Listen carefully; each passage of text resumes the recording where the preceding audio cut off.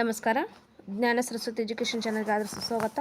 ಸ್ನೇಹಿತರೆ, G P S T R, H S T R, P S T ಆರ್ಗೆ ಸಂಬಂಧಪಟ್ಟಂಗೆ model question paper ಬಿಟ್ಟಿದ್ದರು. ಈಗಾಗಲೇ G P S T R completed ಮಾಡಿದ್ದೆ, H S T R ಕೂಡ ಒಂದು ಭಾಗದಲ್ಲಿ ಮಾಡಿ ಹಾಕಿದ್ದೆ. ಸೊ ಈಗ ನೆಕ್ಸ್ಟ್ ಎರಡನೇ ಭಾಗ ಅಂತಂದು ಹೇಳ್ಬೋದು. ಇದು ಸಮಾಜ ವಿಜ್ಞಾನ ಮಾದರಿ ಪ್ರಶ್ನೆ ಪತ್ರಿಕೆ ಆಗಿರುತ್ತೆ. ಎಚ್ ಎಸ್ ಟಿ ಆರ್ ಸಮಾಜ ವಿಜ್ಞಾನ ಮಾದರಿ ಪ್ರಶ್ನೆ ಪತ್ರಿಕೆ. ಇಲ್ಲಿ ಪ್ರಶ್ನೆ ಸಂಖ್ಯೆ 51ರಿಂದ ನೋಡ್ತಾ ಹೋಗೋಣ ಈ ಒಂದು ವಿಡಿಯೋದಲ್ಲಿ. ಅಯಾನ ಮಂಡಲವನ್ನು ಹಿಂಗಂದು ಕರೀತಾರೆ ಅಂತಂದಿದೆ, ಉಷ್ಣತಾ ಮಂಡಲ. ಓಕೆ, ಸ್ಥಳೀಯ ಮಾರುತಗಳನ್ನ ಭಾರತದಲ್ಲಿ ಏನಂತಾರ ಅಂತಂದಿದೆ, Loo. Option 4 right answer. Next, ಕರ್ನಾಟಕದ ಅತಿ ದೊಡ್ಡ ಬಂದರು ಅಂತಂದಿದೆ, ನವಮಂಗಳೂರು ಬಂದರು. ಚುಂಚನಕಟ್ಟೆ ಜಲಪಾತ ಯಾವ ನದಿಯಿಂದ ನಿರ್ಮಿತಗೊಂಡದೆ ಅಂತ ಹೇಳಿದರೆ ಕಾವೇರಿ. ಕೆಳಕಂಡ ಬೆಳೆಯನ್ನು ಕರ್ನಾಟಕದ ಇತರೆ ಜಿಲ್ಲೆಗಳಿಗಿಂತ ಹೆಚ್ಚಿಗೆ ಬೆಳೀತಾರೆ, ಇತರೆ ರಾಜ್ಯಗಳಿಗಿಂತ ಜಾಸ್ತಿ ಬೆಳೀತಾರ ಅಂತಂದಿದೆ, ಕಾಫಿ. ಅತಿ ಹೆಚ್ಚು ಕಾಫಿ ಬೆಳೀತಕ್ಕಂಥ ರಾಜ್ಯ ನಮ್ಮದು. ಇನ್ನು ಭಾರತ ದೇಶದ ವಿಸ್ತೀರ್ಣ ಕೇಳಿದರೆ 32,87,263. Option 4 right answer. ಹರಿಕೆ ವನ್ಯಜೀವಿ ಧಾಮ ಎಲ್ಲಿದೆ ಅಂದ್ರೆ ಇದು ಪ್ರಮುಖವಾಗಿ ಹರಿಕೆ ವನ್ಯಜೀವಿ ಧಾಮ ಪಂಜಾಬ್ದಲ್ಲಿ ಕಂಡುಬರುತ್ತೆ. ನೆಕ್ಸ್ಟ್ ಕ್ವಶನ್, ಬಿಹಾರದ ಕಣ್ಣೀರಿನ ನದಿ ಅಂತ ಕೇಳಿದರೆ ಕೋಸಿ. ಜೊನ್ನಗಿರಿ ಈ ಖನಿಜ ಲೋಹಕ್ಕೆ ಸಂಬಂಧಿಸಿದೆ ಅಂತ ಕೇಳಿದರೆ ಇದು ಚಿನ್ನ. ಓಕೆ, ಜೊನ್ನಗಿರಿ ಎಂಬುದು ಚಿನ್ನಕ್ಕೆ ಸಂಬಂಧಪಟ್ಟೈತೆ. ಇದು ಆಂಧ್ರ ಪ್ರದೇಶದ ಕರ್ನೂಲ್ ಜಿಲ್ಲೆಯಲ್ಲಿ ಕಂಡುಬರುತ್ತೆ. ನೆಕ್ಸ್ಟ್ ಕ್ವಶನ್, ಪ್ರಸ್ತುತ ಭಾರತದಲ್ಲಿ ಅತಿ ಹೆಚ್ಚು ಜನರಿಗೆ ಲಭ್ಯವಾಗಿರ್ತಕ್ಕಂಥ ಸಾರಿಗೆ ವಿಧ ಅಂತಂದಿದೆ ರಸ್ತೆ ಸಾರಿಗೆ. ಪಾರಾದೀಪ್ ಬಂದರು ಕೇಳಿದರೆ ಒಡಿಶಾ. ಸುಸ್ಥಿರ ಅಭಿವೃದ್ಧಿಗಳ ಗುರಿಗಳ ಸಂಖ್ಯೆ ಕೇಳಿದರೆ ಭಾರತ 17. ಈ ಕೆಳಕಂಡ್ರೆ ತಪ್ಪಾಗಿರ್ತಕ್ಕಂಥ ಹೇಳಿಕೆಯನ್ನು ಕೇಳಿದರೆ ಕಲಬುರ್ಗಿ ತೊಗರಿಯ ಕಣಜ. ಹೌದು. ನವಮಂಗಳೂರು ಬಂದ್ರನ್ನ ಕರ್ನಾಟಕದ ಹೆಬ್ಬಾಗಿಲು, ಇದು ಕೂಡ ರೈಟ್ ಇದೆ. ಕರ್ನಾಟಕ ಶ್ರೀಗಂಧದ ನಾಡು, ಸರಿ ಇದೆ. ಆಮೇಲೆ ಇಲ್ಲಿ ನೆಕ್ಸ್ಟ್ ಕ್ವಶನ್, ವಿಶ್ವ ಪರಂಪರೆ ಪಟ್ಟಿಗೆ ಯುನೆಸೆಫ್ ಅಲ್ಲ ಯುನೆಸ್ಕೋದೊಂದಿಗೆ ಸಂಬಂಧಪಡುತ್ತೆ ಅಂತಂದಾಗುತ್ತೆ. ಸೊ ಇಲ್ಲಿ ಆಪ್ಷನ್ 4 ರೈಟ್ ಆನ್ಸರ್. ನೋಡಿ, ತಪ್ಪಾಗಿರ್ತಕ್ಕಂಥ ಹೇಳಿಕೆ ಅಂದರೆ ಆಪ್ಷನ್ 4, ಯಾಕಂದರೆ ಅದು ಯುನೆಸೆಫ್ ಅಲ್ಲ ಯುನೆಸ್ಕೋ ವಿಶ್ವ ಪಾರಂಪರಿಕ ಪಟ್ಟಿಗೆ ಸೇರಿದ್ದು ಅಂತಂದಾಗ ಯುನೆಸ್ಕೋದ ಒಂದು ತಳಹದಿಯಲ್ಲಿರುತ್ತೆ ಅಂತ ಹೇಳ್ಬೋದು. ಸೊ ಇಲ್ಲಿ ಆಪ್ಷನ್ 4 ತಪ್ಪು. ನೆಕ್ಸ್ಟ್ ಕ್ವಶನ್, ಭೌಗೋಳಿಕವಾಗಿ ಭಾರತ ಅತ್ಯಂತ ಚಿಕ್ಕ ರಾಜ್ಯ ಕೇಳಿದರೆ ಗೋವಾ. ಕೆಳಕಂಡ ಹೇಳಿಕೆಗಳನ್ನು ಓದಿರಿ ಮತ್ತು ಸರಿಯಾದ ಹೇಳಿಕೆಯನ್ನು ಆರಿಸ್ರಿ ಅಂತಂದಿದೆ. ಹವಾಮಾನ ಪರಿಸ್ಥಿತಿಯ ವೈಜ್ಞಾನಿಕ ಅಧ್ಯಯನ ಹವಾಮಾನಶಾಸ್ತ್ರ. ಹವಾಮಾನದ ಬಗ್ಗೆ ವೈಜ್ಞಾನಿಕವಾಗಿ ಅಧ್ಯಯನ ಮಾಡುವುದು ವಾಯುಗುಣಶಾಸ್ತ್ರ. ಮಳೆಯ ಒಂದು ಪ್ರಮಾಣವನ್ನು ವೃಷ್ಟಿ ಮಾಪಕದಿಂದ ಅಳಿತಾರ ಅಂತಂದಿದೆ. ಇಲ್ಲಿ 65ನೇ ಪ್ರಶ್ನೆಗೆ ಎಲ್ಲವೂ ಕೂಡ ಸರಿಯಾದ ಉತ್ತರ ಅಂತಂದೇ ಹೇಳ್ಬೋದು. ಇವಿಷ್ಟು ಕರೆಕ್ಟ್ ಅದಾವೆ ರೀ, 3 ಪಾಯಿಂಟ್ಸ್ಗಳು ಕೂಡ ಸರಿ ಇದಾವೆ. ಸೊ ಇಲ್ಲಿ ABC ಸರಿ. ನೆಕ್ಸ್ಟ್ ಕ್ವಶನ್, ಕೈಗಾ ವಿಧಿಸ್ತವರ ಉತ್ತರ ಕನ್ನಡ ಜಿಲ್ಲೆ. ನೆಕ್ಸ್ಟ್ ಕ್ವಶನ್, UTIದ ವಿಸ್ತೃತ ರೂಪ ಕೇಳಿದ್ದಾರೆ United trust of India. Okay, next question, ಭಾರತದ ಖ್ಯಾತ ಉದ್ಯಮಿಗಳಿಗೆ ಸೇರಿದವರು ಅಂತ ಕೇಳಿದ್ದಾರೆ. ಇಲ್ಲಿ ವಾರನ್ ಬಫೆಟ್ ಅಂತಂದಿದೆಯಲ್ಲ ಅವನು ಬರ್ತಾನೆ, ಈತ ಅಮೇರಿಕಾ ದೇಶದವರು ಇವರು. ಇನ್ನು ಉಳಿದಂಗೆ ಮುಖೇಶ್ ಅಂಬಾನಿ, ರತನ್ ಟಾಟಾ, ಸಾವಿತ್ರಿ ಜಿಂದಾಲ್ ನಮ್ಮ ಭಾರತದವರು.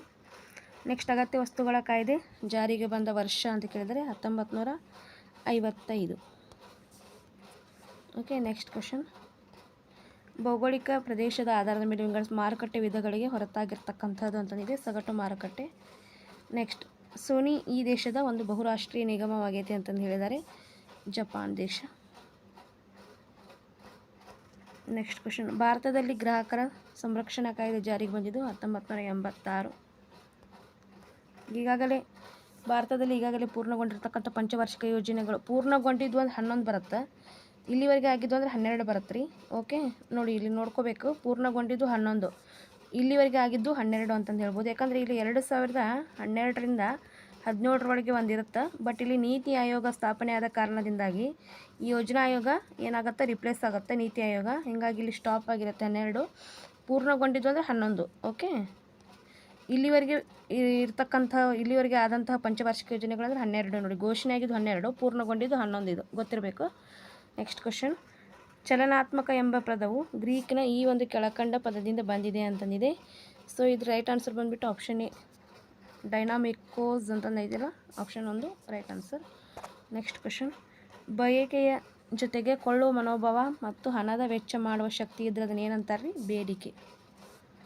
ನೆಕ್ಸ್ಟ್ ಕ್ವಶನ್, ಶಿಕ್ಷಣವು ಮಗುವಿನ ವ್ಯಕ್ತಿತ್ವದ ಸರ್ವಾಂಗೀಣ ಅಭಿವೃದ್ಧಿ ತರುತ್ತದೆ ಅಂತಂದು ಹೇಳಿದವರು ಮಹಾತ್ಮ ಗಾಂಧೀಜಿ.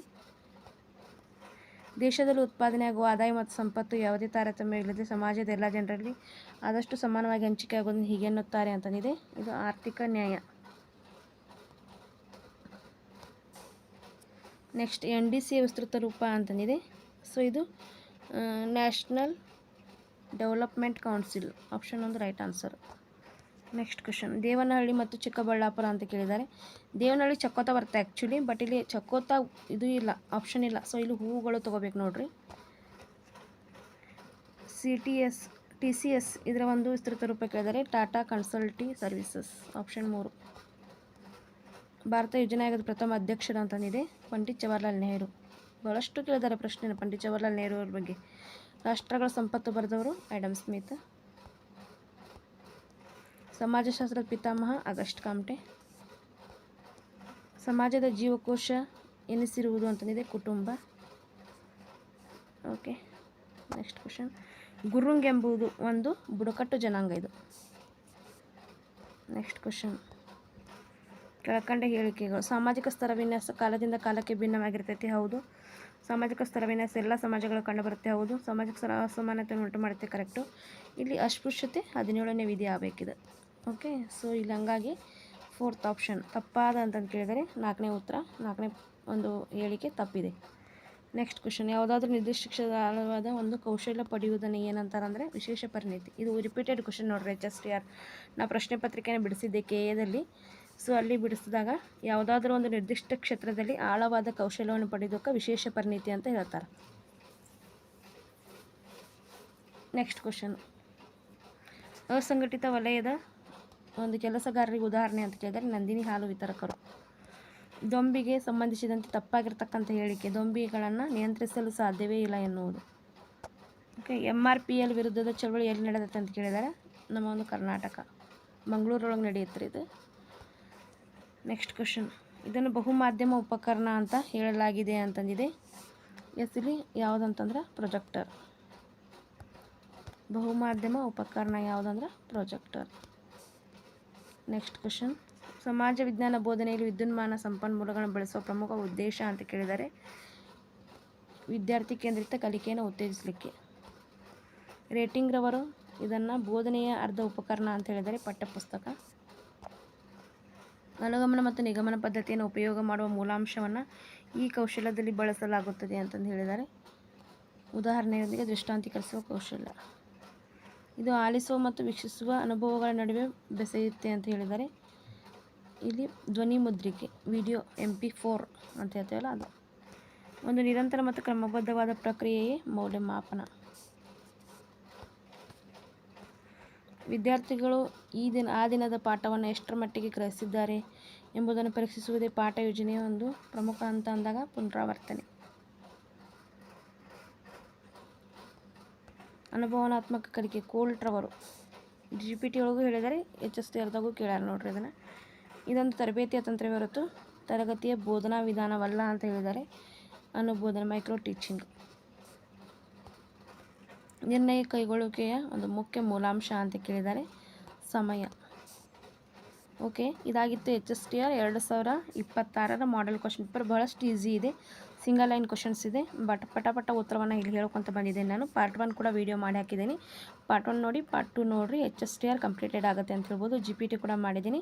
ಇನ್ನು ನೆಕ್ಸ್ಟ್ ಕ್ಲಾಸಲ್ಲಿ GK ವಿಷಯಕ್ಕೆ ಸಂಬಂಧಪಟ್ಟಂಗೆ ಮಾಡೆಲ್ ಕ್ವಶನ್ ಪೇಪರ್ಗಳನ್ನ ಕೂಡ ಸಾಲ್ವ್ ಮಾಡೋಕ್ಕೆ ಪ್ರಯತ್ನ ಮಾಡೋಣ. ಜೊತೆಗೆ PSTR ಕೂಡ ಪ್ರಯತ್ನ ಮಾಡೋಣ ಅಂತಂದು ಹೇಳ್ತಾ ಥ್ಯಾಂಕ್ ಯು ಆಲ್. ಎಲ್ಲರಿಗೂ ಶುಭವಾಗಲಿ. ಕ್ವಶನ್ ಪೇಪರ್ ಬಿಡಿಸ್ರಿ, ಬರ್ಕೊಂಡು ಅದನ್ನು ಏನಪ್ಪ ಅಂದರೆ ಸದುಪಯೋಗವನ್ನು ಕೂಡ ಪಡ್ಕೊಳ್ಳಿ ಅಂತ ಹೇಳ್ತಾ. Okay, thank you.